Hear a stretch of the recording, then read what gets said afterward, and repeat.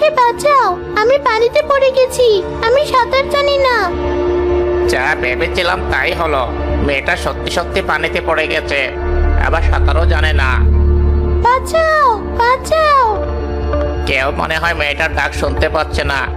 মেয়েটা আমার দিকে তাকিয়ে আছে, আমার এখন কি করা উচিত? মেয়েটাকে সাহায্য করা উচিত, নাকি ওকে ফেলে নিজের মতো চলে যাওয়া উচিত? মা, বাঁচাও আমাকে। আমার মা সবসময় আমাকে বলতো কাউকে বিপদে পড়তে দেখলে তাকে সাহায্য করতে, চাই সে মানুষ হোক অথবা ব্যাঙ। কি আর করার, মার কথা মানার জন্য এখন আমার বাবার কথার অবাধ্য হতে হবে।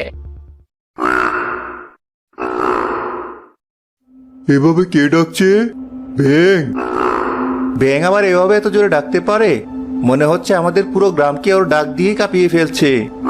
চল তো শব্দটার কাছে গিয়ে দেখি আসলে কিসের ডাক এটা।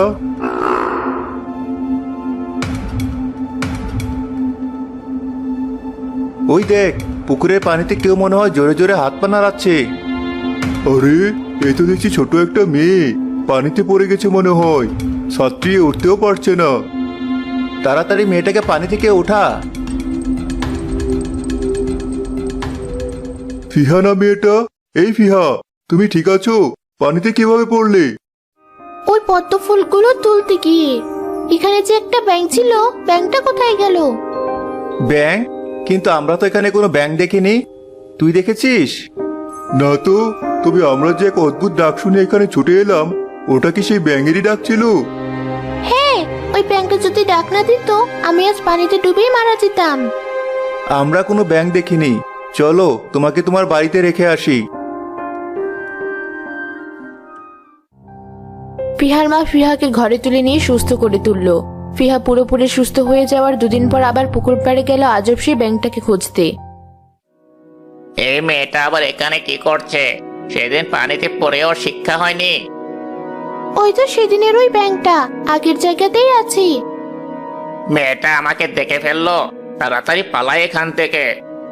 কোথায় যাচ্ছ? আমাকে ভয় পেও না, আমি তোমার ক্ষতি করতে আসিনি, তোমাকে ধন্যবাদ জানাতে এসেছিলাম। জানি না তুমি আমার কথা বুঝতে পারছো কিনা, তবে যেদিন তুমি ওভাবে ডাক না দিলে আমি আজ এখানে দাঁড়িয়ে থাকতে পারতাম না।